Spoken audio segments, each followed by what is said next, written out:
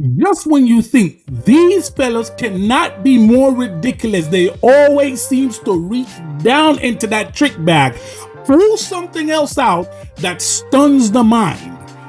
They're now using Revelation 21 to justify the false notion that you, other nations, cannot be saved because you are not born of one of the 12 tribes of Israel. This is utter foolishness. Don't take my word for it though. Check this clip out. It doesn't get no more ridiculous than 12 that. gates. And at the gates, 12 angels. At these 12 gates are 12 big black angels. Go ahead, with big black wings and big black feet. Go ahead. And names written thereon, which are the names of the 12 tribes of the children. On the gates were the names of the 12 tribes of the children of Israel. Right. So if there's not a gate for the other nations, how can they get into the kingdom of heaven? Obviously, if a name is written on that gate, the only people that's written on that gate can go through that gate. Yes. Right? Which This is why we encourage brothers to read the entire chapter and stop cherry picking those scriptures that coincide with your false narrative and doctrine. The walls, the city, the angels standing at the gates, and the walls erected surrounding the city has nothing to do with securing the city. As a matter of fact, the scripture is clear. There is a new heaven, a new earth. The former things will pass away. God will make all things new. A new heaven and a new earth. A new Jerusalem city. The tabernacle of God is with man. And guess what? There will be no evil people be found in the city. The scripture is clear. All that are not found in the Lamb's book of life will be cast into the lake of fire, which is the second death.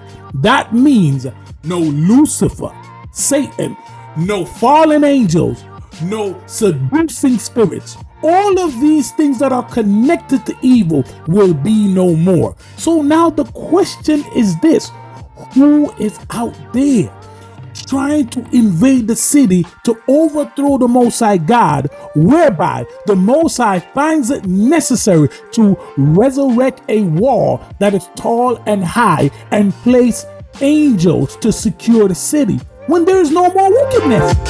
Let's observe verse 24. And the nation of them which are saved from what? The second death, the lake of fire. Verse 8. Shall walk in the light of the city. Now let's see who the nations, plural, are over in Hebrews chapter 11, 1 through 4 and verse 16. Now faith is the substance of things hoped for, the evidence of things not seen. For by faith the elders obtain a good report. Notice in this chapter right here, the first person to have faith is not Abraham, it is Abel. Abel is considered an elder of faith. Look at verse 4. By faith, Abel obtained a good report, a more excellent sacrifice than Cain, by which he obtained witness that he was a righteous brother. By faith, Enoch was translated that he should not see death, and was not found because God has taken the brother.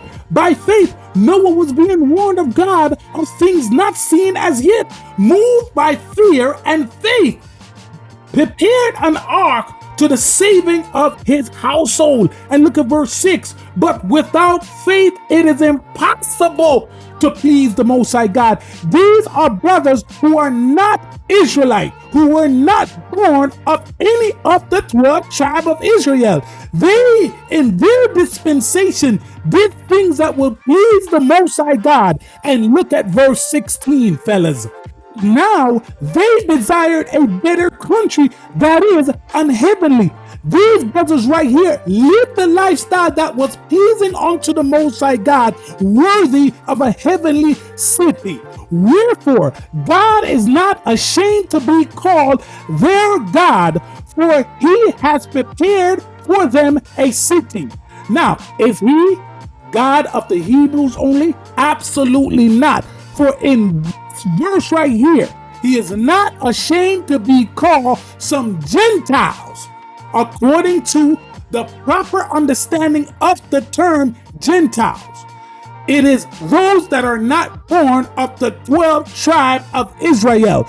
These brothers lived not in the dispensation of Moses, but outside of the law. So what city is this making reference to? The only city that this is making reference to is Revelation chapter 21.